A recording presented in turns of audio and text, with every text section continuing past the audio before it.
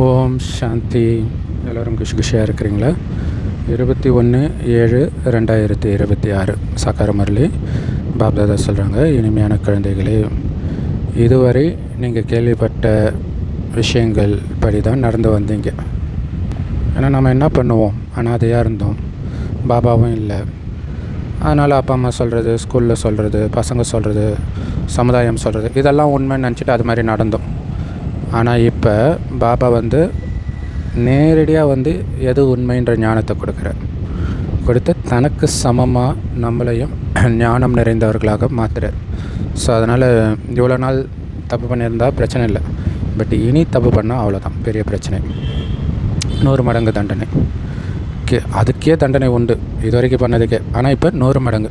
கேள்வி, நல்ல முயற்சி நல்ல புருஷார்த்தி குழந்தைங்களுடைய அடையாளம், அதாவது அவங்களுடைய நிலையின் புகழ் என்ன? பதில், ஸோ நல்ல புருஷார்த்தி குழந்தைங்க தாய் தந்தையை ஃபுல்லாக ஃபாலோ பண்ணுவாங்க. அதான் நல்ல முயற்சியாளர்கள். அப்படியே பிரம்மா பாபா என்ன பண்ணாரோ அதை அப்படியே மாமா ஃபாலோ பண்ணாங்க. இவங்க 2 பேர் பண்ணதை அப்படியே நம்ம ஃபாலோ பண்ணணும். ஸோ தன்னுடைய வாழ்க்கையின் மீது இறக்கப்படுவார்கள். இது ரொம்ப முக்கியம். லௌகீக படிப்பு கூட தன்னை பற்றி கவலைப்படுறவன் தான் படிப்பான் இல்லை. அதேமாதிரி தன்னுடைய வாழ்க்கையின் மீது இறக்கப்படுவாங்க, எல்லையற்ற வாழ்க்கையின் மீது. நம்ம உயர்ந்த பதவி அடையணும், இப்படியே விட்டுடக்கூடாதுன்ட்டு. அதனால் முழுமையாக கவனம் செலுத்துவாங்க. கொஞ்சம் நேரம் ஒதுக்கி கண்டிப்பாக பாபாவை நினைவு செய்வாங்க. நேரம் ஒதுக்கி நினைவு செய்வாங்க. இதான் ரொம்ப முக்கியமானது இல்லையா? காரியம் செஞ்சுக்கிட்டே நினைவு செய்கிறது ஒன்று இருந்தால் கூட, ஆனால் அதுக்குமே நேரம் ஒதுக்கணும்ல புத்தியினால். அதுக்கப்புறம் நினைவுக்குன்னே தனி நேரம் ஒதுக்கியும் நினைவு செய்வாங்க. அதான் பாபா சொல்ல, கொஞ்சம் டைம் கிடச்சாலே தனிமையில் போய் உட்காந்துருங்க. தனிமையில் உட்காந்து பாபா நினைவு செய்யுங்க, ஞானத்தை சிந்தனை பண்ணுங்கள், உங்களுக்குள்ளே ஞானத்தை வச்சு பேசிக்கோங்க அப்படின்னு பாபா சொல்கிறார். ஸோ அவங்களுடைய நிலையுடைய புகழ் தான் ஆடாத அசையாத மனநிலை அப்படிங்கிறது. அவங்கள தான் மகாவீரர்னு அழைக்கப்படுறாங்க. ஆடாத அசையாத அங்கதன்றது இல்லை. ஸோ பாபாவுடைய நினைவுலேயே மூழ்கி இருக்கிறவங்க ஆடாத அசையாத நிலையில் தான் இருப்பாங்க.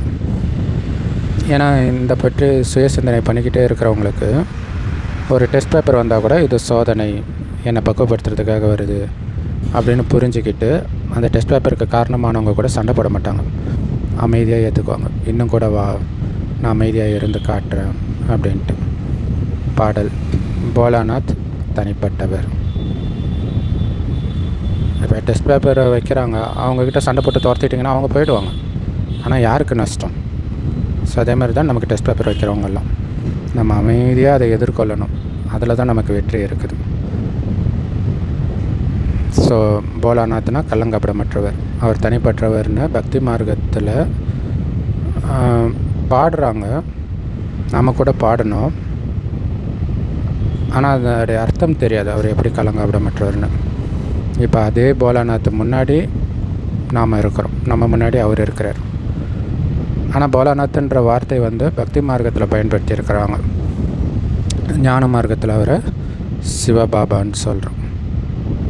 சிவபாபானாலே கள்ளங்கப்படமற்றவர், அன்பு கடல் எல்லாமே கலந்தது தான். இந்த நாடகம் முதலும் முடிவும் இல்லாமல் உருவாக்கப்பட்டது. இந்த நாடக திட்டப்படி சங்கம யுகத்தில் தான் பாபா நம்ம மூலமாக முயற்சி செய்ய வைக்கிறார் இல்லை. ஏன்னா இது நாடகத்தில் ஆல்ரெடி ஃபிக்ஸ் ஆகிருக்குது. அதேமாதிரி பாபா வர்றதும் ஃபிக்ஸ் ஆகிருக்குது, நம்மளை முயற்சி செய்ய வைக்கிறதும் ஃபிக்ஸ் ஆகிருக்குது. கல்பமாக நம்மளை முயற்சி செய்ய வைக்கிறார். ஸோ குழந்தைங்க எவ்வளோ காலம் பக்தி செஞ்சீங்க, இதையும் தெளிவாக சொல்கிறார். முதல்ல யார் பக்தி செஞ்சாங்களோ அவங்க தான் இந்த ஞானத்தை கேட்பாங்க. அவங்க தான் சூரிய வம்சத்துலேயும் வருவாங்க. சத்தியுகத்தில் லக்ஷ்மி நாராயணன் மட்டுமா வருவாங்க? அவங்களுடைய வம்சமே இருக்கும். அதை தான் தெய்வீக வர்ணம், தேவதா வர்ணம்னு சொல்கிறோம். பாரதத்தில் தான் இந்த தெய்வீக வர்ணம் அல்லது வம்சம் இருந்தது. இப்போ அசுர வர்ணமாக இருக்குது. இது சங்கம யுகம். இப்போ அசுரர்லேருந்து தெய்வீக வர்ணத்துக்கு போகணும். அதுக்கு தான் இந்த யுகம். இதில் அதாவது நிறைய பேர் நியர் டெத் எக்ஸ்பீரியன்ஸில் ஒரு ஒளிக்குழாய் வழியாக அந்த பக்கம் போனாங்க. அங்கே நிறைய நட்சத்திரம் இருந்துச்சுன்னு பரந்தாமத்தை சொல்கிறாங்க. ஸோ அந்த மாதிரி அசுரர்களாக இருக்கிற நாம் இந்த சங்கமயுகன்ற குழாய் வழியாக போகிறோம். ஆனாண்டு போய் பார்த்தா தேவதையாக மாறிடுறோம். அதேமாதிரி அந்த சில மானசரோவர் அது மாதிரி ஏரியில் குளிச்சுட்டு வந்தால் தேவதை ஆகிடுவாங்க. இது எல்லாமே இந்த ஞானத்தை குறிக்கிற விஷயம், சங்கமயுகத்தை குறிக்கிற விஷயம். ஸோ சங்கமயுகம் எப்போ வேணாலும் முடியும். அதுக்குள்ளே நாம் தேவதையின் உச்சத்துக்கு போயிடணும். கோயில் கோபுரத்தின் உச்சத்தில் போய் உட்காந்துடணும். உண்மையிலே இந்த மகாபாரத யுத்தத்தை தான் இதிகாசங்களில் சொல்லியிருக்கிறாங்க. சிவனுடைய பேருக்கு பதிலாக கிருஷ்ணருடைய பேரை போட்டுட்டாங்க. கீதை சாஸ்திரத்தை இப்படி தப்பாக்கிட்டாங்க. அப்போ என்ன ஆகும்? மற்ற எல்லா சாஸ்திரமுமே அதே மாதிரி கண்டனத்துக்குரியதாகவே ஆயிடுச்சு இல்லையா? தங்கம் சரியில்லைன்னா அதில் உருவாக்குற நகையும் அப்படி தானே இருக்கும். ஸோ கீதையிலேருந்து தான் எல்லாமே வருது. இப்போ கீதையில் தப்பு இருந்துச்சுன்னா எல்லாத்துலேயும் அந்த தப்பு இருக்கும். ஸோ முக்கியமான விஷயம் கீதை தான். ஸோ கீதா பாடசாலை, கீதா பவனம்னு நிறையா இருக்குது. அதாவது கீதா ஞானத்தை கேட்குறதுக்கான ஸ்கூல். ஸோ யார் சொற்பொழிவாளர்களாக இருக்கிறாங்களோ அவங்க சொற்பொழிவை கேட்டுட்டு எல்லோரும் பாராட்டுறாங்க. குழந்தைங்களுக்கு பாபா தினம் தினம் ரொம்ப அன்பாக புரிய வைக்கிறார். பாபா அன்பு கடல் இல்லையா? அதனால் எல்லோருக்கும் ரொம்ப ரொம்ப அன்பாக புரிய வைக்கிறார். ஏன்னா ஒரு அன்பு கடல்னு நமக்கு தெரியும். அதேமாதிரி நம்மளும் இருக்கணும். பாபா ஒருபோதும் கோபம் கொள்வதே இல்லை. இந்த மாதிரி நம்ம சொல்ல முடியுமா எனக்கு ஒருபோதும் கோபமே வராதுன்ட்டு? இப்போ கூட இப்போ யோசிச்சு பாருங்கள். இப்போ பாபா மாதிரி ஆகிறதுக்கும் நமக்கும் எவ்வளோ டிஸ்டன்ஸ் இருக்குன்ட்டு. எப்போவுமே பாபா அன்பாக புரிய வைக்கிறார். குழந்தைகளே, நீங்கள் சதோ பிரதானமாக இருந்தீங்க, பிறகு புனர்ஜென்மம் எடுத்துக்கிட்டே வந்துட்டீங்க அப்படிங்கிறார். பாரதவாசிகளாகிய நீங்கள் தான் உண்மையிலே தேவதா தர்மத்தை சார்ந்தவர்கள். முதல்ல யார் ஆஸ்தி அடைய வருவாங்க தெரியுமா? யார் முந்தைய கல்பத்திலும் அடைந்தார்களோ அவங்களே தான் வருவாங்க பாபான்றாங்க. ஸோ பாபா சார், உங்களை தவிர எங்களுக்கு உதவியாளர் வேறு யாருமே இல்லை பாபா அப்படின்னு சொல்லுவாங்க. பாபா அதாவது என்ன அர்த்தம்? பாபா கிட்ட எல்லாத்தையும் ஒப்பு கொடுத்தாச்சு. ஸோ வாழ்ந்தாலும் உன்மடியில், வீழ்ந்தாலும் உன்மடியில்ன்ட்டு அப்படி பாபா கிட்ட சரணாகதி. ஸோ அதுதான் சில சமயம் அம்மன் மடியில் அரக்கி அல்லது அரக்கன் விழுந்து கிடக்கிற மாதிரி இருக்கும். அப்படின்னு அர்த்தம்னா முழுசாக பலி ஆகிட்டாங்க. அரக்க அசுரகுணத்தை எல்லாம் பலி கொடுத்துட்டாங்க. பாபா சங்கம யுகத்தில் தான் மன்னிக்கிறார். கரெக்டு தானே? நம்ம செய்த பாவத்துக்கெல்லாம் தண்டனை கிடச்சிக்கிட்டே இருக்குது. சங்கம யுகத்தில் தான் மன்னிக்கிறார். எப்படி? அதற்கான வழியை கற்றுக் கொடுக்குறார். ஸோ மன்னிச்சா தண்டனை கிடைக்காது இல்லையா? அப்போ தண்டனை அடையாமல் இருக்கிறதுக்கான வழியை கற்றுக் கொடுக்குறார். பாவத்தை அழிச்சிட்டிங்கன்னா தண்டனை கிடைக்காதுன்றார். அதுதான் இயேசு பாவத்தை கழுவினார் அப்படின்னு சொல்லுவாங்க. ராமராஜ்யம், ராவண ராஜ்யம் ரெண்டுமே இங்கே தான் இருக்குது அப்படின்னு நம்ம தெரிஞ்சுக்கிட்டோம். ஆனால் வெவ்வேறு டைமில் இருக்குது. ராவண ராஜ்யம் இப்போ இருக்குது. ஆனால் தான் எல்லோரும் ராமராஜ்யம் வேணும்னு விரும்புகிறாங்க இல்லையா? நிழலோட அருமை வெயிலில் தானே தெரியும். அது மாதிரி ராமராஜ்யத்தோட அருமை இந்த ராவண ராஜ்யத்தில் தான் தெரியுது. நீங்கள் எப்போ சிவபாபான்னு சொல்கிறீங்களோ அப்போ உங்களுடைய புத்தி அந்த நிராகார உலகத்தின் பக்கம், பரந்தாமத்தின் பக்கம் போயிடுது. அந்த நிராகாரருடைய நினைவு தான் வருது இல்லை? சிவபாபானாலே உடல் இல்லாத அந்த ஒளிப்புள்ளி தான் ஞாபகம் வருது. ஸோ பாபாவை ஆத்மா தான் கூப்பிடுது. பரமாத்மா அப்படின்னு ஒருத்தர் உட்காந்து கேட்டுட்டு இருக்கிறாரு, நீங்கள் கூப்பிட்ட உடனே வந்துடுறாரு அப்படியெல்லாம் கிடையாது. நாடகத்தின் படி இல்லையா? நாடகத்தில் நிச்சயிக்கப்பட்டிருக்கு. அதனால் பாபா வர எல்லாத்துக்கும் ஆன்சர் நாடகத்தில் பதிவாகிருக்குது. அவ்வளோதான், சிம்பிளாக முடிஞ்சிச்சு. இதை குரானில் கடவுள் நினைத்தால் என்ன வேணாலும் பண்ணுவார். அதோடைய அர்த்தம் நாடகப்படி நடக்குதுன்னு அர்த்தம். ஸோ நாடகத்தின் அனுசாரம் அழுக்கானவர்களை தூய்மையாக்கிறதுக்காக நான் இந்த பிரம்மா உடம்பில் வரேன் அப்படின்னு பாபா புரிய வைக்கிறார். மற்றபடி நீங்கள் கூப்பிட்டு தான் நான் வரேன் அப்படின்னு அர்த்தம் கிடையாது. ஏன்னா எவ்வளோ கதறி இருப்பாங்க, எத்தனை யுத்தங்கள், எத்தனை கஷ்டங்கள், மரணப்படுகையெல்லாம் எல்லாம் கடவுளை தானே கூப்பிட்டுருப்பாங்க. இப்போ கடவுளாக வந்தார். ஸோ பக்தி எப்போ முடியுதோ அப்போ தான் நான் வந்தே ஆகணும். இதை புரிஞ்சிக்க வேண்டிய விஷயம்.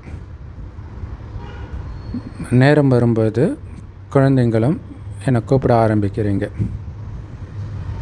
ஸோ அந்த கடவுள் எப்போ வரார் அப்படின்னு எந்த சாஸ்திரத்துலையும் எழுதலை. ஏன்னா அவங்க சாஸ்திரங்களில் கல்பத்தின் ஆயுளையே தவறாக ரொம்ப நீண்டதாக எழுதிட்டாங்க, லட்சக்கணக்கான வருடம்ட்டு. இந்த படம் ஒவ்வொரு வீட்டிலையும் இருக்கணும். அதை தினம் தினம் பார்க்கும் பொழுது இது சிவபாபா, இது தாதா, இது நாம் அடைய போகிற ஆஸ்தி அப்படின்னு நினைவு வரும். ஸோ அதனால் பாப் தாதா, சொர்க்கம், இந்த படம்லாம் எல்லாருடைய வீட்லேயும் இருக்கணுன்றார். பார்க்க பார்க்க தான் அந்த போதை வரும். பார்க்கணும், அது ஒரு முக்கியம். குழந்தைகளே சதோப்பிரதானமாகிறதுக்காக என்னை நினைவு பண்ணிங்கன்னா உங்களுடைய கரை நீங்கும். இல்லை நினைக்கிறதே காரணத்தோடு நினைக்கிறோம், அதையும் புரிஞ்சுக்கணும். சும்மா நினைக்கல, இல்லை சும்மா பண்ணுறதெல்லாம் பக்தி. எதுக்கு பயணிக்கு போகிறாங்க, சும்மா ஜாலிக்கு போகிறாங்க. இங்கே அப்படி கிடையாது. சதோப்பிரதானமாகிறதுக்காக நினைக்கிறோம், அந்த லட்சியத்தோடு நினைக்கணும். அப்போ தான் கரை நீங்கும். ஸோ இந்த வழியெல்லாம் பாபா தான் புரிய வைக்கிறார். இந்த பிரம்மா கூட நானும் உங்களை மாதிரி முயற்சி பண்ணுறேன்னு சொல்கிறார். ஸோ அதனால் குழந்தைகளே, ஒருவருக்கொருவர் எச்சரிக்கை கொடுத்து முன்னேற்றம் அடைய வைக்கணும். இல்லை நாமளும் முன்னேறணும், மற்றவங்களும் முன்னேற்ற வைக்கணும். இல்லை பாபா நம்மளை விஷக்கடலேருந்து காப்பாற்றிட்டார், நாம் மற்ற சகோதர சகோதரிகளை காப்பாற்றணும். இந்த சித்திரங்களை வச்சு புரிய வைக்கிறது ரொம்ப ஈஸி. சிவபாபா பிரம்மா மூலமாக ஸ்தாபனை செஞ்சுட்டு இருக்கிறார். உங்கள் முன்னாடி மகாபாரத யுத்தம் நின்றுட்டு இருக்குது, எப்போ வேண்டுமானாலும் தொடங்குகிற நிலையில். ஸோ அந்த யுத்தத்தில் இப்போ பார்க்குற அநேக தர்மங்கள் அழிஞ்சிடும். ஸோ அதுக்கு கண்டிப்பாக யுத்தம் தேவைப்படுது. இல்லை எல்லா மதங்களும் அழிக்கிறதுக்கு தான் யுத்தம். ஸோ அதனால் இந்த விஷயங்களை குழந்தைங்க மறக்கக்கூடாது. ஸோ அப்போ தான் நம்ம யுத்தத்தை கண்டு பயப்பட மாட்டோம். இது நமக்காக நடக்குது அப்படிங்கிறத மைண்டில் ஓடணும். இல்லை கிருஷ்ணர் யுத்தத்தை ஸ்டார்ட் பண்ணுறாரு எதுக்காக? பாண்டவர்களுக்கு ராஜ்யத்தை பெற்று தருவதற்காக. இது தெரியாமல் அர்ஜுனன் பயப்படுவார். ஸோ அந்த மாதிரி நீங்கள் பயப்படக்கூடாது. ஸோ அதனால தான் இந்த விஷயங்களை மறக்கக்கூடாதுன்ற. இப்போ கலியுகம் முழு காரிருளில் இருக்குது. பாருங்கள் எவ்வளோ நிறைய மனிதர்கள் இருக்கிறாங்க. கண்டிப்பாக எல்லோரும் விநாசமாகியே தீரணும். சத்தியுகத்தில் ஒரே ஒரு தர்மம் தான் இருக்கும், ரொம்ப கம்மியான மக்கள் தொகை தான் இருக்கும். நிச்சயமாக அந்த தர்மத்தை சார்ந்தவர்கள் தான் 84 பிறவி சக்கரத்தில் சுற்றி வந்திருப்பாங்க. இதுதான் இயற்கை. மற்றபடி அனைத்து தர்மங்களும் அழிஞ்சிடும், மற்ற அனைத்து தர்மங்களும். பிறகு மீண்டும் அந்த ஒரு தேவதா தர்மம் மட்டும் ஸ்தாபனை ஆகிட்டு இருக்குது. எல்லோருக்கும் சத்கதி கொடுக்குற வள்ளல் ஒரு சிவபாபா தான். பாபா கிட்ட இருந்து தான் குழந்தைங்களுக்கு ஆஸ்தி கிடைக்கிது. நாம் படிக்கிற இந்த படிப்பு எதிர்காலத்துக்கு 21 ஜென்மத்துக்காக படிக்கிறோம். ஸோ அந்த பாபா கிட்ட இருந்து தான் குழந்தைங்களுக்கு ஆஸ்தி கிடைக்கிது. நம்ம படிக்கிற இந்த படிப்பு எதிர்கால 21 ஜென்மத்துக்காக படிக்கிறோம், இப்போதைக்கு கிடையாது. பகவானுடைய மகா வாக்கியம், நான் உங்களுக்கு இந்த ஞானத்தை கொடுத்து 21 ஜென்மத்துக்காக சொர்க்கத்தின் எஜமானனாக்கிறேன். 21 ஜென்மத்துக்கு சொர்க்கத்தின் எஜமானன் ஆக்கிறதுக்காக பாபா சொல்லிக் கொடுக்குறார் இந்த ஞானத்தை. ஸோ இந்த ஞானத்தின் மூலமாக சூரிய வம்சம், சந்திர வம்ச குலம் கண்டிப்பாக ஸ்தாபனை ஆகுது. யார் எந்த அளவுக்கு முயற்சி பண்ணுறாங்களோ அந்த அளவுக்கு உயர்ந்த பதவி அடைவாங்க. ஸோ அதனால தான் தாய் தந்தையை, மம்மா பாபாவை ஃபாலோ பண்ணுங்கன்னு சிவபாபா சொல்கிறார். ஸோ இவங்களை நீங்கள் சூக்ஷ்மவதனத்தில், வைகுண்டத்தில் கூட பார்க்குறீங்க. இதில் சூக்ஷ்மதனத்திலையும் பார்க்குறீங்க, வைகுண்டத்திலையும் பார்க்குறீங்க. ஸோ அதேமாதிரி உங்களையும் நீங்கள் பாருங்கள், சூக்ஷ்மதனத்திலையும் வைகுண்டத்திலையும். ஏன்னா நாமளும் மகாராஜா மகாராணி ஆகிறோம். இல்லை இப்போ சொர்க்கத்தில் வெறும் லக்ஷ்மி நாராயணன் மட்டும் இருக்க போகிறது கிடையாது. அதேமாதிரி சூக்ஷ்மதனத்திலையும் அம்மா பாப்பா மட்டும் இருக்க போகிறதில்ல, நம்ம எல்லோரும் தான் போக போகிறோம். ஸோ அதனால தான் தன்னைத்தான் பாருங்கள், நாமளும் தானே மகாராஜா மகாராணி ஆகிறோம். ஸோ இது அந்த ப்ராசஸ். ஸோ வைகுண்டத்துடைய சாட்சாத்காரமும் நிறைய பேருக்கு கிடைக்கிது. கண்டிப்பாக பாரதத்தில் தான் வைகுண்டம் இருந்தது, அதாவது ஸ்ரீகிருஷ்ணபுரி இருந்தது அப்படின்னு ஏற்றுக்கிறாங்க. இன்றைக்கி கம்சபுரியாக இருக்கிற இதே பாரத பூமி நாளைக்கு கிருஷ்ணபுரியாக மாறிடும். இரவு மாறி பகல் வரும்.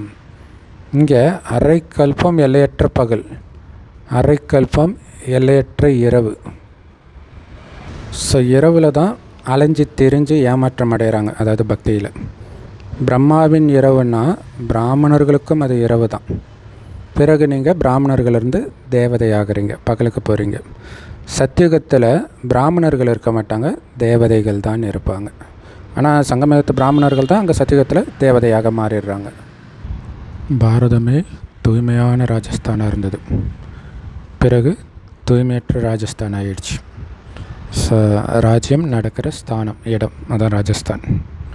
ஸோ ஒட்டுமொத்த பாரதமும் ராஜஸ்தானாக இருந்தது தூய்மையாக. இப்போ ஒட்டுமொத்த பாரதமும் தூய்மையற்ற ராஜஸ்தான் ஆகிடுச்சு. பாரதம் எப்போவுமே ராஜஸ்தானாகத்தான் இருக்கும். ராஜ்யங்கள் நடந்துக்கிட்டே தான் இருக்குது. தர்மத்தை சேர்ந்தவர்கள் ஆரம்பத்தில் இருந்தே ராஜ்யம் செய்கிறது கிடையாது. பகவான் தான் ராஜ்யத்தை ஸ்தாபனை செய்கிறார். பகவான் தான் ராஜயோகம் கற்றுக் கொடுக்குறார். அவர் தான் நிராகாரர், ஞானக்கடல், சுகக்கடல் அப்படின்னு சொல்கிறோம். ஸோ அந்த பாபா கிட்ட இருந்து தான் நமக்கு ஆஸ்தி கிடைக்குதுன்னு நம்ம இப்போ புரிஞ்சுக்கிறோம். இல்லை இன்றைக்கி உலகம் ஃபுல்லாக மக்களாட்சி நடக்குது. மறுபடியும் இங்கே ராஜ்யத்தை பாபா தான் ஸ்தாபனை பண்ணுறார் இல்லையா, ராஜயோகத்தை கற்றுக் கொடுத்து.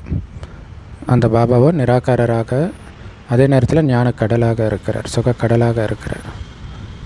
ஸோ அவர்கிட்ட நமக்கு ஆஸ்தி கிடைக்குது. ஆனாலும் நம்முடைய முயற்சிக்கு தான் டைம் எடுக்குது. ஞானம் ஒரு செகண்ட் ஞானம் தான்.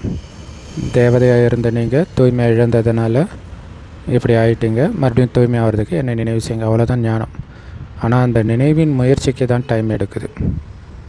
யார் எந்த அளவுக்கு முயற்சி செய்கிறாங்களோ, மற்றவர்களுக்கும் இந்த பாதையை காட்டி முயற்சி செய்ய வைக்கிறாங்களோ, அதற்கேற்ப பதவி கிடைக்கும்.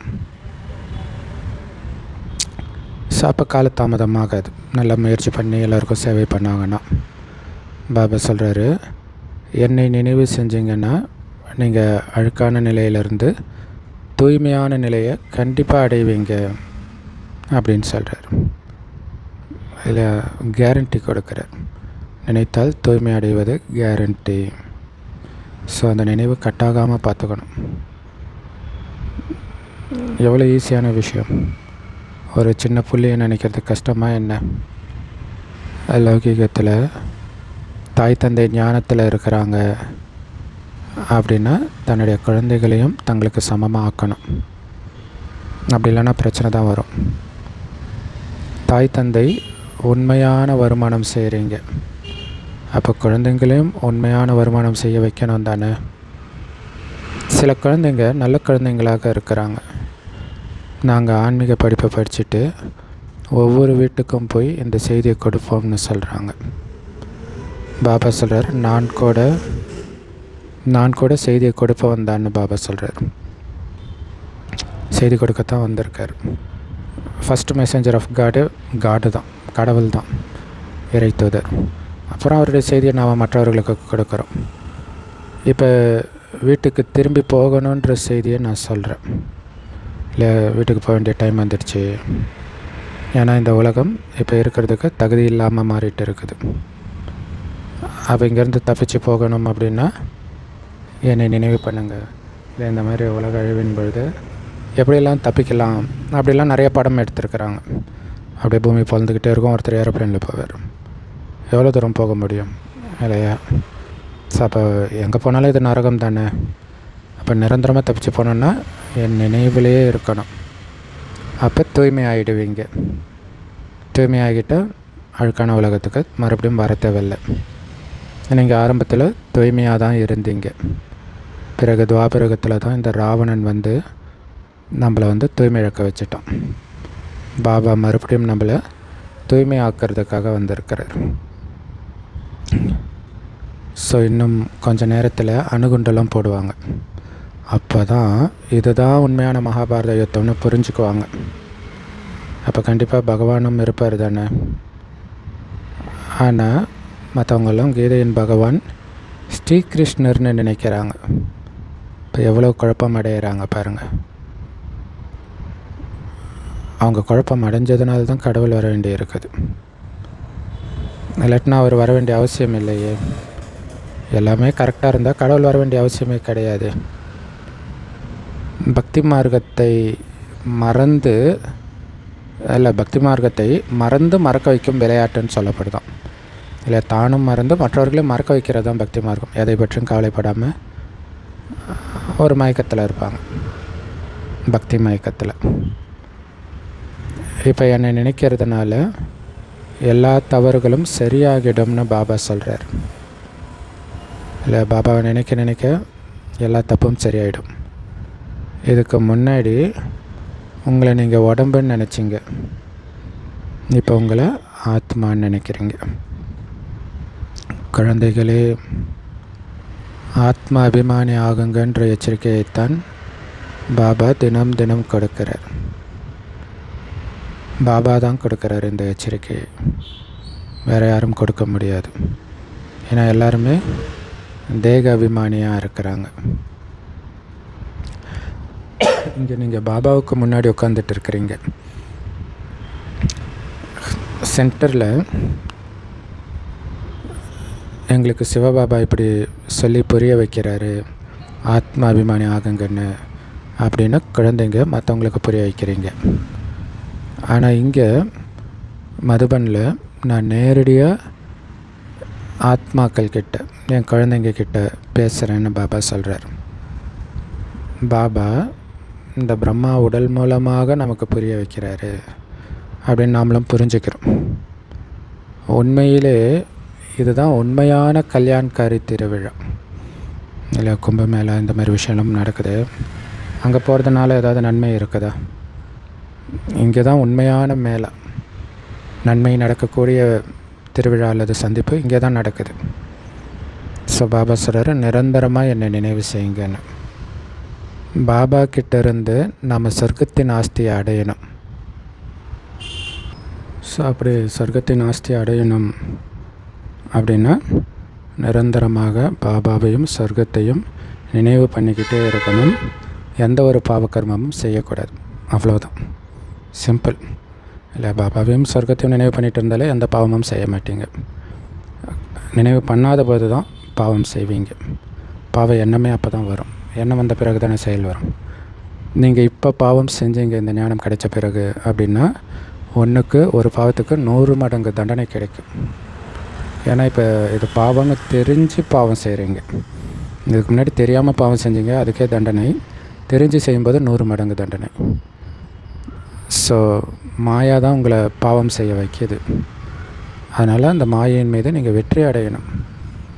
தேக உணர்வு கொடுத்து தான் மாயா உங்களை பாவம் செய்ய வைக்கிது. அப்போ ஆத்ம உணர்வில் நிரந்தரமாக வந்துட்டிங்கன்னா மாயின் மீது வெற்றி அடைவீங்க.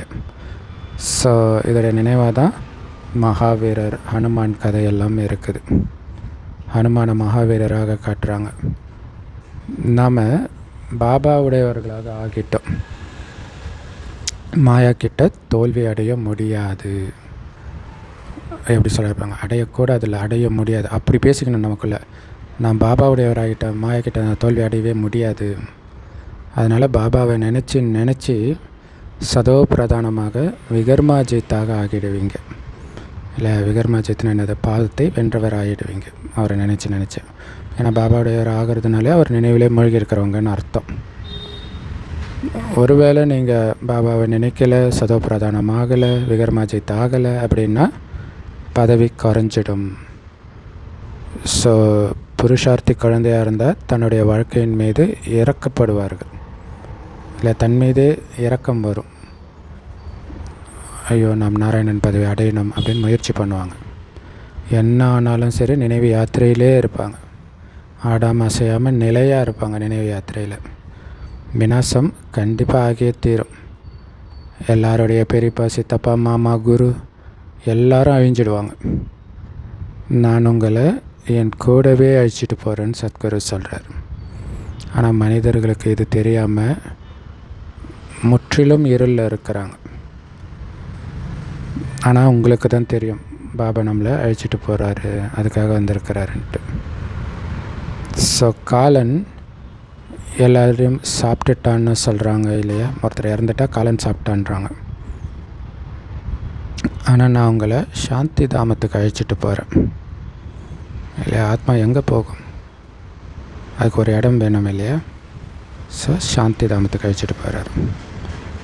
ஆத்மா தான் இந்த உடம்பை விட்டுட்டு போயிடும். மற்றபடி காலன் யாரும் அழைச்சிட்டு போகிறது கிடையாது. ஆத்மா தான் இந்த உடம்பை விட்டுட்டு வெளியேற வேண்டியதாக இருக்குது. இப்போ நானே சுயம் வந்திருக்கிறேன், உங்களை என் கூடவே அழிச்சிட்டு போகிறேன் அப்படின்னு பாபா சொல்கிறார். பாபா மரணத்தை கொடுக்கறதுக்காகவா வந்திருக்கிறாரு? இல்லை, நீங்கள் பழைய சரீரத்தை விடணும், ஆத்மா தமோ பிரதானத்துலேருந்து சதோ பிரதானமாகணும். அப்படி ஆக்க தான் வந்திருக்கிறார். இப்போ இல்லை ஆத்மாவுக்கு தான் அழிவு கிடையாது. இப்போ தமோ பிரதானமாக இருக்கிற ஆத்மாவை சதோ பிரதானமாக்குறதுக்கு வந்திருக்கார். இப்போ பஞ்ச தத்துவமுமே தமோ பிரதானமாக இருக்குது. அதனால் உருவாகிற உடம்பும் தமோ பிரதானமாகவே இருக்குது. சத்தியுகத்திலேயோ பஞ்ச தத்துவமும் சதோ பிரதானமாக இருக்கும். அதனால் அந்த தத்துவத்தினால் உருவாகிற உடம்பு கூட வெள்ளையாக அழகாக இருக்கும். நாம் மறுபடியும் ஆதி சனாதன தேவி தேவதா தர்மத்தை ஸ்தாபனை பண்ணுறேன் அப்படின்னு பாபா சொல்கிறார். நீங்கள் தான் 84 பிறவிகளை அனுபவிக்கிறீங்க. நீங்கள் உங்கள் தர்மத்தை மறந்துட்டீங்க. மற்றவர்கள் யாருமே தங்களுடைய தர்மத்தை மறக்கிறதே கிடையாது. ஸோ இப்போ மறுபடியும் நம்முடைய தர்மத்தை தெரிஞ்சுக்கிட்டோம். நம்ம உண்மையிலே தேவதா தர்மத்தை சார்ந்தவர்கள்னு புரிஞ்சுக்கிட்டோம். பாபா கல்பமாக உங்களுக்குத்தான் இதை புரிய வைக்கிறார். நீங்கள் இதை மற்றவங்களுக்கு புரிய வைக்கணும் இல்லையா? அது ஒரு ஹைரார்க்கியாக இருக்குது. இப்போ பிரதமர் டைரெக்டாக சாதாரண குடிமகன்கிட்ட பேச மாட்டார். அது ஒரு ஹைரார்க்கி ஆர்டர் இருக்கும். அதுமாதிரி பாபா நமக்கு புரிய வைக்கிறார், நாம் மற்றவர்களுக்கு புரிய வைக்கணும். இப்போ 84 சக்கரம் முடிஞ்சிடுச்சு. உலக அழிவு உங்கள் முன்னாடியே நிற்கிது. சொர்க்கத்தின் எஜமானன் ஆகிறதுக்காக நீங்கள் உங்களையே தகுதிப்படுத்திக்கணும். அதுக்கு ஒரே வழி பாபாவுடைய நினைவு தான். பாபா நினைவுனால் மட்டும்தான் உங்களை நீங்கள் சொர்க்கத்தின் எஜமானராக ஆக்கிக்க முடியும். அதனால தான் பாபா சொல்கிறார், அதிகாலையில் எழுந்து பாபாவை நினைக்கணும் இல்லை? அது ரொம்ப பவர்ஃபுல்லாக இருக்கும். பாபா அற்புதம், நீங்கள் எப்படி வரீங்க, இப்படியெல்லாம் பாபா கிட்டே பேசணும். அதுதான் மெயினாக அதிகாலையில் எழுந்திரிச்சு பாபா நினைக்கிறது. கீதையில் கிருஷ்ணருடைய பேரை போட்டுட்டாங்க. ஆனால் எங்கள் முன்னாடி நீங்கள் இல்லை உட்காந்து பேசிகிட்டு இருக்கிறீங்க உண்மையான கீதையை. ஸோ இந்த விஷயமெல்லாம் உங்களுக்கு இப்போ மட்டும்தான் தெரியும். இது வரைக்கும் நீங்கள் கேட்டதெல்லாம் பக்தி மார்க்கத்தின் விஷயங்கள். இப்போ தான் நமக்கு பாபா கிடைச்சிருக்கிறார். ஆத்மாக்களுக்கு ஆத்மாக்களின் தந்தை வந்து சந்திக்கிறார். அப்போ அன்புனால் தானே வந்து சந்திக்கிறாரு. குழந்தைங்க பாபாவோடு ரொம்பவுமே அன்பாக சந்திக்கிறீங்க. ஸோ அதிலும் குறிப்பாக தாய்மார்கள் ரொம்ப பந்தனத்தில் நீ சென்டருக்கே போகக்கூடாது அப்படின்னும் பொழுது தெரியாமல், கணவனுக்கு தெரியாமல் நான் டூருக்கு போயிட்டு வரேன், அப்படி வரேன்ட்டு அப்படி இப்படின்னு போய் சொல்லிட்டு வருவாங்க. ஸோ அவங்களாம் அப்படியே சந்திக்கும்போது அப்படியே அன்பு கண்ணீரில் அழுவாங்க. இங்கே அந்த நிராகார தந்தை இருக்கிற பிரம்மா உடம்பில். அதனால தான் இவரை சந்திக்கும் பொழுதெல்லாம் சிவபாபாவை நினச்சி சந்திங்க அப்படின்னு பாபா எப்போவுமே சொல்கிறார். இந்த பிரம்மா பாபா கிட்டே பேசுகிறன்ற உணர்வு இருக்கக்கூடாது, சிவபாபா கிட்டே பேசுகிறன்ற உணர்வு இருக்கணும். சிவபாபா எப்படி இருக்கிறாரு? உடம்பே இல்லாமல் வெறும் புள்ளி. ஸோ அப்படியே மனிதர்களில் கூட நீங்கள் பார்க்கும்போது அந்த புள்ளியை சந்திக்கிறேன் அந்த உணர்வு இருக்கட்டும், அந்த உடம்பு ஞாபகம் வரக்கூடாது. சிவபாபாவை பார்க்கும்போது எப்படி உடம்பை மறக்கிறோமோ அதேமாதிரி மனிதர்களை சந்திக்கும்போது கூட உடம்பை மறந்து அந்த ஆத்மாவை பாருங்கள். ஆனால் பாருங்களாம், மனிதர்களுக்கு எதுவுமே தெரியல. உங்களை கூட ஒரு சிலர் தான் இதை தெரிஞ்சிருக்கிறீங்க. அப்படி தெரிஞ்சிருந்தால் என்னுடையவராகிட்டு மறப்பாங்களா? சிலர் அப்படி மறந்துடுறாங்களே, தேக அபிமானத்தில் வந்துடுறாங்க. பாபா நான் உங்களுடையவன் ஆகிட்டேன் அப்படின்னு உறுதிமொழி கூட கொடுக்குறாங்க. அதில் அந்த மாதிரி ரொம்ப உருகி பாபாவை நினச்சவங்கெல்லாம் கூட பாபா விட்டு போகிறத பார்க்குறோம். நம்ம பக்தியின் பக்கம் போகிறத பார்க்குறோம். நம்ம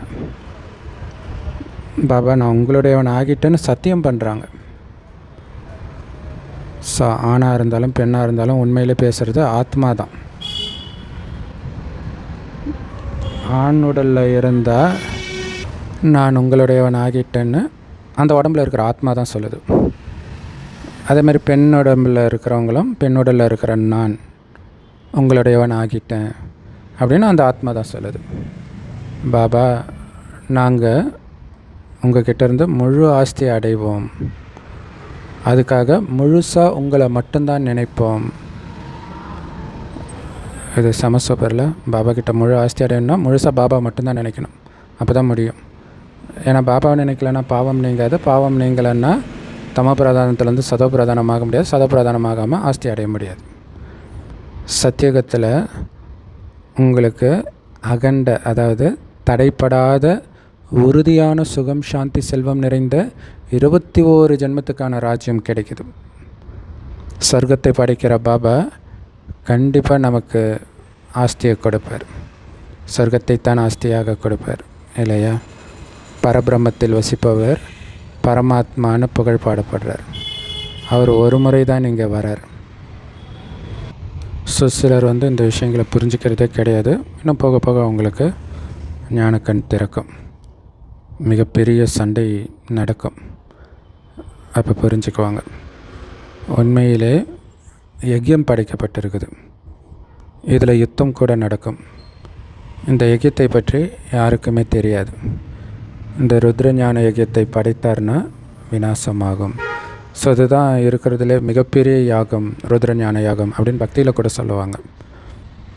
அதுக்கப்புறம் எந்த யாகமும் நடக்காதுன்னுவாங்க. ஸோ அதை சிவபெருமானே படைக்கிறார். மற்றபடி பக்தர்கள் உருவாக்குற யாகத்தின் மூலமாகலாம் விநாசம் ஆகாது. ஏன்னா அவங்க படைக்கிறதே விநாசம் ஆகக்கூடாதுன்னு தான். இல்லை அதிக மழை பெஞ்சால் உடனே யாகம் வளர்ப்பாங்க, மழை நிற்கணுன்ட்டு. மழையே பெய்யலைன்னா அதுக்கும் யாகம் வளர்ப்பாங்க. அப்போ இதோடைய லட்சியம் என்ன? விநாசம் ஆகக்கூடாதுன்னு அவங்க யாகம் வளர்க்குறாங்க. ஆனால் ருத்ரஞான யஜ்யத்தில் விநாசம் ஆகும். மற்றபடி மனிதர்கள் வைக்கிற யாகம் அமைதிக்காக செய்கிறாங்க.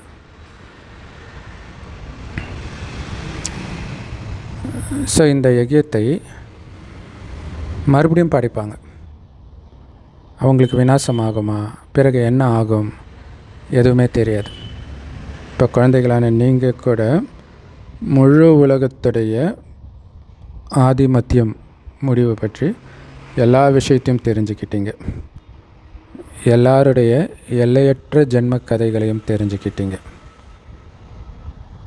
பரமபிதா பரமாத்மாவுடைய வாழ்க்கை வரலாறு எங்களால் சொல்ல முடியும் அப்படின்னு உங்களை தவிர யாராலும் சொல்ல முடியாது. பரமாத்மாவை தான் எல்லோருமே கூப்பிட்றாங்க, அடிக்கடி நினைக்கிறாங்க. குழந்தை பிறந்தால் பகவான் தான் கொடுத்தாரு, பகவான் தான் இது செஞ்சார் அது செஞ்சார் அப்படிலாம் சொல்கிறாங்க. அதே மாதிரி யாருடைய பொருள் அல்லது குழந்தைய இறந்துட்டாங்கன்னா அவரே எடுத்துக்கிட்டாருன்னும் சிலர் நினைக்கிறாங்க. அப்படியும் சில புத்திசாலிகள் இருக்கிறாங்க, அநேக விதமான மனிதர்கள் இருக்கிறாங்க. இப்போ உங்களுக்கு பாபா கிடைச்சிருக்கிறார், அதனால் பாபாவை தான் நினைக்கணும். ஏன்னா பாபா கிடைக்கிறதுக்கு முன்னாடியே கடவுளை நினச்சிருக்கிறீங்க. இப்போ கிடைச்சிட்டாருன்னா அவரை தானே நினைக்கணும். அவரை பற்றி முழு அறிமுகம் கிடைச்சிருச்சுன்னா அவரை கரெக்டாக நினைக்கணும்ல. ஏன்னா பாபாவுடைய நினைவில் தான் வருமானம் இருக்குது. ஸோ நினைத்து நினைத்து தூய்மையாகி விஷ்ணுபுரிக்கு எஜமானனாகவே ஆகிடுவீங்க. நீங்கள் சத்தியுகத்திலிருந்து கலியுகம் வரைக்கும் முழு சக்கரத்தையும் தெரிஞ்சிருக்கிறீங்க. ஸோ பாபா புத்தியில் எப்படி சத்தியுகத்தின் தொடக்கத்துலேருந்து கலியுகத்தின் கடைசி வரைக்கும் சக்கரம் இருக்குதோ அதே மாதிரி இப்போ நம்முடைய புத்தியிலும் இருக்குது. ஸோ அதனால தான் அவரை ஞானக்கடல், ஞானம் நிறைந்தவர்னும், நம்மளை மாஸ்டர் ஞானக்கடல்னும் சொல்லப்படுது. இப்போ நம்ம பாபா கிட்டேருந்து ஆஸ்தி அடைஞ்சிட்டு இருக்கிறோம். குழந்தைங்க உறுதியாக நிலையாக இருக்கணும். ஆனால் மாயா கண்டிப்பாக வரும், அசைச்சு பார்க்கும் அடிக்கடி. ஸோ தொட்டாச்சி நீங்கள் போல் இருக்கக்கூடாது. அப்படின்னா டக்கு டக்குன்னு அசைஞ்சிடக்கூடாதுன்றார். ஏன்னா சமயம் நெருங்கிட்டு இருக்குது, இறுதி சமயம். இப்படியே நீங்கள் மாயாவுக்கு ஆட்டம் கண்டுகிட்டே இருந்தீங்கன்னா கடைசியில் ஆடி போயிடுவீங்க. ஸோ அதனால தான் உறுதியாக இருக்கணும், நிலையாக இருக்கணும் அப்படின்னு சொல்கிறார். பிறகு நீங்கள் உங்களுடைய புருஷார்த்தம் முடிஞ்சிட்டதை பார்ப்பீங்க, கடைசி நேரம் வந்துடுச்சுன்றதை பார்ப்பீங்க. அப்புறம் ஒன்றுமே பண்ண முடியாது. புருஷார்த்தம் பண்ணுறதுக்கு அதுக்கப்புறம் நேரம் இருக்காது. நல்லது அப்படின்னு எச்சரிக்கையோடு பாபா முரளியை முடிக்கிறார். அற்புதமான முரளி கொடுத்த அன்பான தாய் தந்தை பாப்தாதாவுக்கு அன்பு நினைவுகள் மற்றும் காலை வணக்கம். பாபா சொல்கிறாங்க, ஆன்மீக கல்வியை கற்று உண்மையான வருமானத்தை சம்பாதிங்க, மற்றவர்களும் சம்பாதிக்க வையுங்க. ஸோ வீட்டுக்கு போகணுங்கிற செய்தியை எல்லோருக்கும் கொடுக்கணும். ஸோ இந்த நேரத்தில் எந்த பாவமும் செய்யக்கூடாது, தூய்மையாக்கி தான் போகணும். அதிகாலையில் எழுந்து பாபாவை ரொம்ப அன்பாக நினைக்கணும். ஸோ சின்ன சின்ன விஷயங்களுக்கெல்லாம் தொட்டாச்சி நீங்கள் ஆகிடக்கூடாது. உங்களுடைய நிலை ஆடாத அசையாத அங்கதன் மாதிரி இருக்கணும். வரதானம்: ஞானத்தின் வெளிச்சம் மற்றும் சக்தி மூலமாக தனது அதிகாரத்தை எழுப்பிவிடக்கூடிய சதா வெற்றியின் மூர்த்தி ஆகுங்கள். அதுக்கு விளக்கம்: எந்த குழந்தைங்க ஞானத்தின் பிரகாசம் மற்றும் சக்தி மூலமாக முதல் இடைக்கடையை தெரிஞ்சுக்கிட்டு முயற்சி செய்கிறாங்களோ அவங்களுக்கு கண்டிப்பாக வெற்றி கிடைக்கிது. ஏன்னா வெற்றி கிடைக்கிறதே அதிர்ஷ்டத்தின் அறிகுறி தான். ஞானத்தில் நிரம்பியவர் ஆகிறது தான் அதிர்ஷ்டத்தை எழுப்புறதுக்கான சாதனம். ஞானம் அப்படிங்கிறது படைப்பவரை பற்றியும் படைப்பு பற்றியும் மட்டும் கிடையாது. ஞானம் நிரம்பியவர் அப்படின்னா ஒவ்வொரு எண்ணம், சொல், செயல் மூணுத்துலேயும் ஞான சுரூபமாக இருக்கணும். அப்போ தான் வெற்றியின் மூர்த்தி ஆக முடியும். ஒருவேளை முயற்சி சரியாக செஞ்சும் வெற்றி தென்படலை அப்படின்னா அது தோல்வி கிடையாது, பரிபக்குவ நிலை அடையிறதுக்கான சாதனம்னு புரிஞ்சுக்கணும். ஸோ ஞானம்னாலே முதல் இடைக்கடை பாபா அதை அப்ளை பண்ணணும் எண்ணம், சொல், செயலில். இல்லை நான் தேவதை ஆகிட்டு இருக்கிறேன், அப்போ கலியுகவாசி மாதிரி என்னுடைய வார்த்தை இருக்கக்கூடாது, என்னுடைய எண்ணம் இருக்கக்கூடாது. அப்போ ஒவ்வொரு எண்ணமும் இந்த 3 கால ஞானத்தை உணர்ந்தவ மாதிரி இருக்கணும். அப்படின்னு அர்த்தம், எதிர்காலத்துக்கு உங்களை தயார்படுத்துகிற மாதிரி இருக்கணும், வார்த்தை, எண்ணம், செயல் எல்லாமே. ஸோ அப்படி இருந்தால் அவங்களுக்கு கண்டிப்பாக வெற்றி கிடைக்கும்ன்ற. வெற்றி கிடைக்கிறதுனால அதிர்ஷ்டத்தின் அறிகுறின்றார். ஸோ இங்கே வெற்றி கிடைக்கிறதுனா என்ன அர்த்தம்? அந்த டெஸ்ட் பேப்பரை அமைதியாக சிரித்த முகத்தோட மனம் சலனப்படாமல் நீங்கள் கடக்கிறீங்கன்னு அர்த்தம். அப்போ வெற்றி அதுதான் வெற்றி. அப்போ உங்கள் அதிர்ஷ்டத்தை உருவாக்கிக்கிறீங்கன்னு அர்த்தம்.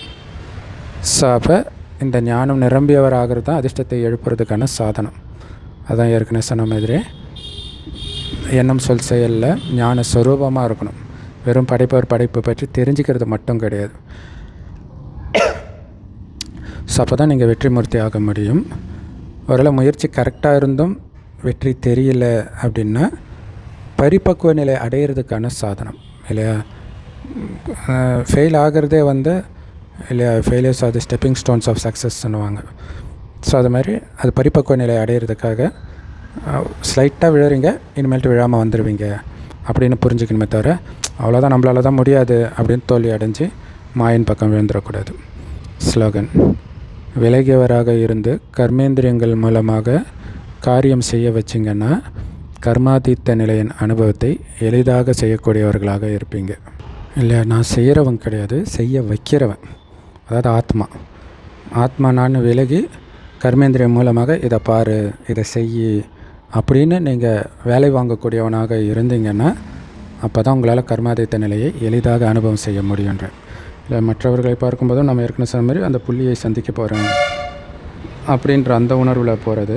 அதே மாதிரி இங்கேயும் நான் புள்ளி எஜமானன், ஒவ்வொரு கர்மேந்திரியத்தையும் நான் வேலை வாங்குகிறேன் அப்படின்னு வேலை வாங்கினீங்கன்னா கர்மாதித்த நிலையை உங்களால் ஈஸியாக அனுபவம் செய்ய முடியுன்றார். ஸோ சூப்பரான ஸ்லோகன். அவிக்தேஸ்வரா ஜுவாலா ஸ்வரூப நிலையில் நிலைச்சிருந்து சக்திசாலி நிலையின் அனுபவம் செய்யுங்கள். யோகத்தில் உட்காரும் பொழுது ஒரு நொடியில் உள்ளடக்கும் சக்தியை பயன்படுத்தணும். இல்லை டக்குன்னு கர்மேந்திரியங்களை உள்ளடக்கிக்குது இல்லையா, அந்த மாதிரி ஒரு செகண்டில் எல்லா எண்ணங்களும் உள்ளடங்கிடணும். சேவையின் சங்கல்பம் கூட உள்ளடங்கிடணும். இல்லை பாபா நான் இந்த சந்திப்பு அவ்வளோதான், மற்ற எண்ணங்கள்லாம் ஸ்டாப் அப்படின்னு சொன்ன உடனே நின்றுடணுன்ற ஃபுல் பிரேக்கு, இல்லை பவர்ஃபுல்லான பிரேக். அப்படி டக்குன்னு நிற்கணும். சில பிரேக்கு பிடிச்சதுன்னா இங்கே பிடிச்சதுன்னா ரொம்ப தூரம் போய் தான் நிற்கும். அப்படி இருக்கக்கூடாது, தளர்ந்த பிரேக்காக இருக்கக்கூடாது. ஒரு நொடியில் நிற்காமல் ஒரு நொடிக்கு பதிலாக அதிக நேரம் எடுக்குதுன்னா உள்ளடக்கும் சக்தி பலவீனமாக இருக்குதுன்னு அர்த்தம். சரி, இந்த ஞானமே பிரேக் பிடிக்கிறது தான். இல்லை டக் டக் டக் டக் டக்குன்னு உங்களால் பிரேக் பிடிக்க முடியுதா அப்படின்னு செக் பண்ணுறது தான். அப்படியே உள்ளடக்கி அப்படியே பரந்தாமத்தில் இருக்கணும். அப்படியே அங்கேருந்து எங்கே போகணுமோ அங்கே தான் இருக்கணும். இல்லை நம்ம ஒரு இடத்துல வண்டியை நிறுத்தி வண்டி தானாக நான் வந்து வேறு இடத்துக்கு போயிடக்கூடாது, அதில் கவனம் வைக்கணும். ஓம் சாந்தி. பவர்ஃபுல்லான point. Love you BapDada. Thank you BapDada. குஷியாக இருங்க, குளிர்ச்சியாக இருங்க.